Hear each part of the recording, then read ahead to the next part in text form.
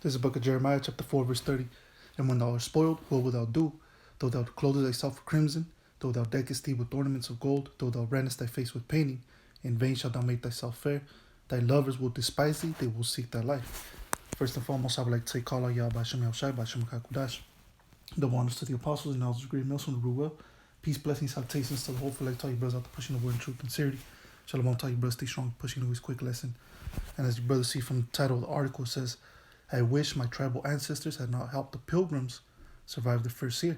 So clearly you can tell that this is a so-called Native American individual person,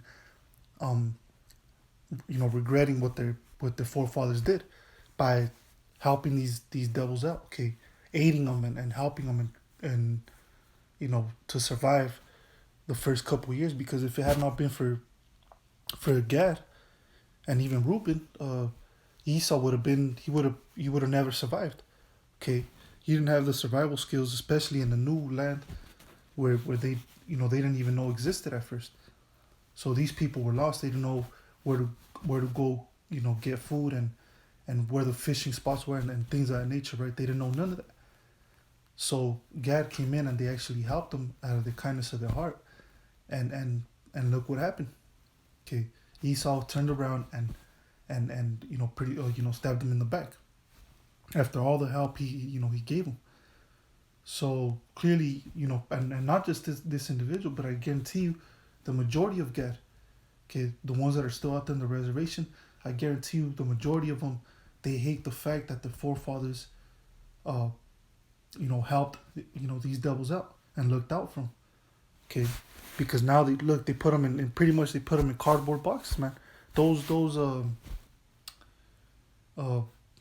damn it escaped me.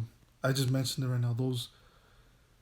Those reservations, those ain't nothing but fucking cardboard boxes, man. They, as homes. Okay, but anyways, once again, let me go back to the scripture. This is Jeremiah 4 verse 30. And when thou art spoiled, what wilt thou do? Though thou clothe thyself with crimson, though thou deckest thee with ornaments of gold, though thou rentest thy face with painting, in vain shalt thou make thyself fair.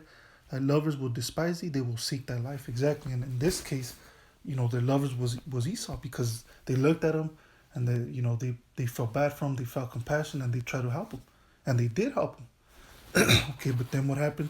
Esau, turned into the devil like he always does. Them horns will always, eventually them horns will always come out.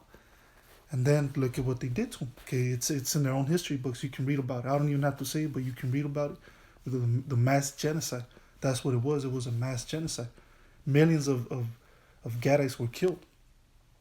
Okay, so thy lovers will despise thee, and they will seek thy life. And that's exactly what happened, man. Okay, at first, they were all, Gad was in love with these devils. And then look what happened. They will seek thy life. And not just in this case, but many situations, man, even including the other nations. Our people were always, they always fell into the trap of following these other nations, marrying their wives, or marrying their daughters or whatever, right? It even happened, during the time when we were in the wilderness. Okay, the Israelite men, they fell in love with the females of the other nations. And then eventually what happened? They started following their customs, their philosophies. They started believing in their deities. And idolatry became heavy amongst the Israelite men, even during like I said, during the time of the wilderness. Okay, and not just in that situation, but other situations. Okay, they would always fall in love, pretty much like it says here. They would always fall in love with the other nations' ways, their customs and philosophies, and even language and whatever. Okay, the way they dressed, and that's what they started doing. They started being like the motherfucking nations, man, the heathen.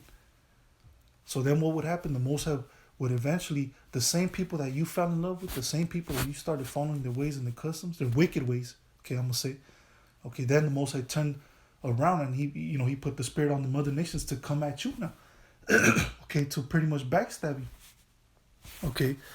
Okay, as a matter of fact, let me get the book of, there's a book of Ezekiel 23, okay, verse 22, and it says, therefore, O Halibah, thus saith the Lord, power, behold, I will raise up thy lovers against thee, from whom thy mind is alienated, and I will bring them against thee on every side. Exactly, because Like I said, Israel would always fall in love with the ways of these other nations. Okay, they wanted to be like them, and man, you can see that even today. Like the scripture says, there's nothing new under the sun, man. You have Israelite men trying to be fucking Arabs. Okay, they talk they they talk like them. They walk like them. They want to look like them. They dress like them and shit. Straight up, they want to be fucking Arabs, man. What kind of shit is that? Okay, but it says the Babylonians. Actually, it's just this one. Ezekiel 23 verse 22. Therefore, O Haliba, thus saith the Lord power, behold, I will raise up thy lovers against thee, from whom thy mind is alienated, and I will bring them against thee on every side. Exactly. And this would happen back in the day, and this would happen even recently, in recent times. Okay, our people always want to be like the mother. They want to be everything under the sun but who they truly are, Israelites. You see, hey, at least Esau, he knows, what nation to be from, okay, or what nation to claim. Hey, the Edomites, man, they jumped on the ship like, oh, hey, we're Israelites. Okay, but they call themselves Israelis, Jewish, whatever, right? Because they understand the promises that were given to them. They understand the blessings that they were given. Okay, that the nation of Israel was given. So Esau's like, man, fuck that. We're gonna claim to be the Jews, man. And they're fake and phony, of course. But even Esau wants to be Israel, man. But when it comes to our people, they want to be everything under the fucking sun, but who they truly are, Israelites. Okay, so-called Negroes, Latinos, Native American Indians, they want to be this, they want to be that, they want to be Chinese. You have Israelites that actually follow that Buddhism bullshit. You have Israelites that follow Muslim, Islam, okay, even Christianity. Roman Catholicism. They want to follow everything under the sun, but what they really got to follow, which is the scriptures, the truth, 100% truth. Believe in Yahweh Shem Yahushai, which is their power. Okay, that's our power. That's the power of Israel, the God of Israel, man. Okay, he ain't the God of Esau. He ain't the God of the mother nation. He's the God of Israel. All right, so it's a damn shame, man. It's a damn shame that Jake wants to be everything under the sun, but in Israel, their true nationality. So let me go ahead and end it with this scripture.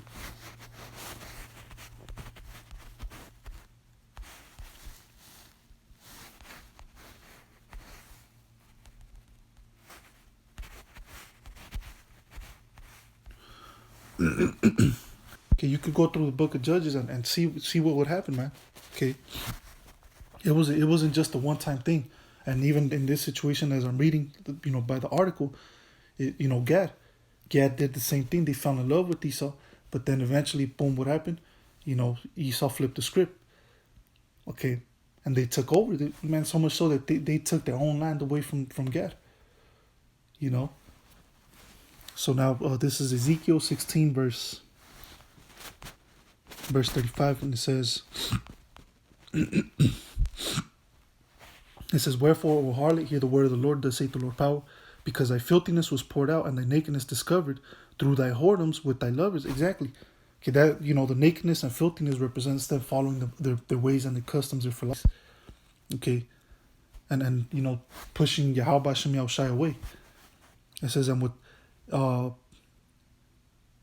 and thy nakedness discovered through thy whoredoms with thy lovers, with all the idols of thy abominations, and by the blood of thy children, which thou didst give unto them. Exactly, and they were also sacrificing their children to these idols of these other nations. Pretty much, they were demons. Okay, they were worshiping these demons that the nations believed in, and they were sacrificing their own children to Molech, so on and so forth. It says, behold, therefore I will gather all thy lovers with whom thou hast taken pleasure, and all them that thou hast loved, with all them round about against thee, and will discover thy nakedness unto them, that they may see all thy nakedness. Okay, so the Most High, like I said, the Most High put the spirit on these heathen to go after to go after you, okay, to go after Israel. And I will judge thee as women that break wedlock and shed blood are judged, and I will give thee blood in fury and jealousy. So this was like spiritual fornication. It was spiritual adultery, what our people were doing back in the days, and even to this very time. Okay, because they want to follow these other nations and their ways, but they don't want to follow their own way. which is the truth, which is holy, sacred. All these other ways and philosophies that came from these other nations, they're demonic, they're wicked, they're satanic. But the ways that come from us, which is our true heritage, is purity, holiness, sacred. Okay, which is coming from the scriptures. Our customs, our philosophy, it's holy and it's pure.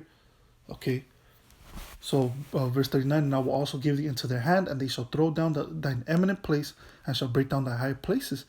Exactly that. When you go to the book of Judges, or even all all of our captivities from the Babylonians, the Assyrians, the Most High would send these other nations that we were following after, and remove us from our own land, and push us out, put us in other places, of the earth, and then they would move up in there, and they would take everything. They would break down our altars, they break down the holy temple and things of that nature. Take all the gold, the silver, and they would keep it for themselves. It says, they shall strip thee also thy clothes, and shall take thy fair jewels, and leave thee naked and bare. Okay, verse 40, they shall also bring up a company against thee, and they shall stone thee with stones, and thrust thee through with their swords, and they shall burn thine houses with fire, and execute judgments upon thee in the sight of many women. And I will cause thee to cease from playing the harlot, and thou also shalt give no hire anymore. Okay, that's what happened. In this case, that's what happened with Gad. That's why the scriptures never trust thine enemy. Okay, there's clearly a reason why we're not supposed to mingle with these other nations. Okay, now of course in the kingdom of heaven we're going to be able to deal with these other women, because these women ain't going to be able to seduce us anymore, because that's what it was. Okay, women from the mother nations would seduce Israelite men to follow their ways, okay, to follow their forefathers' customs by believing in Molech and Chemosh and things that them demons. Okay, they would seduce them. That's what it was. It was straight up seduction, and the Israelite men, of course, being as weak as they are, because one thing about an Israelite man, you can change an Israelite man, with some pussy. I'm gonna keep it real, man. But when it comes to the hopeful elect, the 144,000, no pussy in this world is ever gonna change our mind to stop following Yahweh Hashem Yahushua. And there's a scripture that claims, man, or that says there have many men have gone out of the wits for women, because that's a weakness of an Israelite man. Okay, is a female, is women, because they're fucking weak minded. They let the pussy run them. Instead of being the other way around, instead of you driving these women crazy for you, these women drive these fucking weak ass, Israelite men fucking crazy, and they seduce them.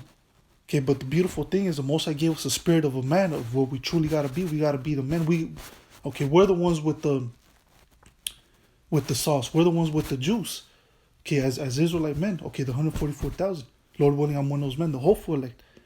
Okay. So we're not gonna let no female drive us away from the truth and follow their fucking bullshit. They gotta follow us, because we're the Israelite men. We're the ones in power. Okay, the Most High put us in charge of things. Okay, but many men have gone out of their wits for women. Okay, and like I said, man, you can change an Israelite man by some box. Okay, hey, that's why a lot of these dudes that get set up. Who do they get set up by? They get set up by a female, by some pussy, and then what happens? They end up getting killed because, this woman is running games on them, man, and the woman set them up with some other dudes. It's a revolving door. Okay, but anyways, okay, yeah, I'll just end up right there. Okay, Lord willing, this was edifying. I'm gonna say shalom till next time. Yahweh Shem Yahshua B'Tzazah. I'm gonna say shalom.